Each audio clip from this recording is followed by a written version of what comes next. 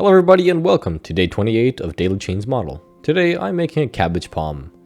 But first, when I started, I didn't really know what to make and was lacking inspiration, so I just re-imported some of the old models that I had, the pine tree, the spruce tree, and also the pygmy date tree, just fixing up some of the problems that they had in the past, fixing the LOD model of the pine tree, and just making small modifications while trying to re-import everything slowly but surely after the unfortunate loss of files.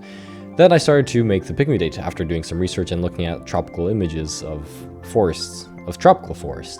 I started by making a cube and just elongating it and adding some edge loops and shaping it generally to the shape that I saw in the references on the pictures on Google.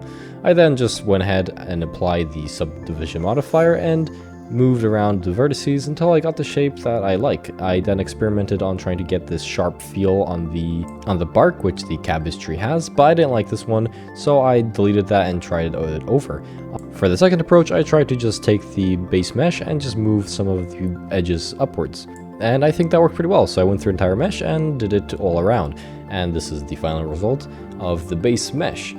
Next, it was time to unwrap it. This one was a really easy one since it's just a cylinder with a bit of detail.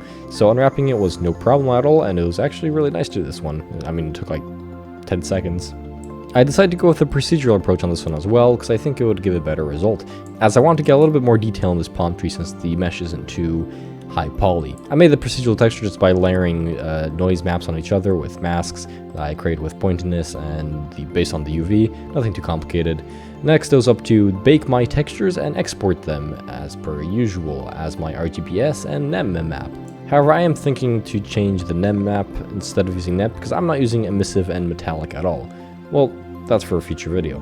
Next, I had to make the LOD model. I didn't have to make an LOD2, only the LOD1, since this is already a pretty low poly model. Once I was done with that, I started to work on the leaves for this cabbage tree. Very weird name. I just made some planes, duplicate them, and then I played around with the shape a little bit more, but then eventually once I got what I wanted, I rendered it out as a black and white mask, so that I can later apply this as a texture on a single plane so that there isn't too much geometry. In fact, it's very little amount of geometry. I then added a stem and duplicated the leaves all around, making it the general shape that I wanted. I duplicated then for a lower LOD model, just getting rid of the stems. That reduces it by quite a lot. Next, I decided to transfer the normals of a sphere onto the leaves so that it can give a more smooth look when it comes to the lighting, as the normals are in a spherical manner rather than just kind of random however the leaves are orientated. I then imported the model into Unity and, well, started to apply the textures with the shaders that I had previously created, and then made sure that everything's correct with all of the wind, and that was everything. This is the final model, I think. Yeah.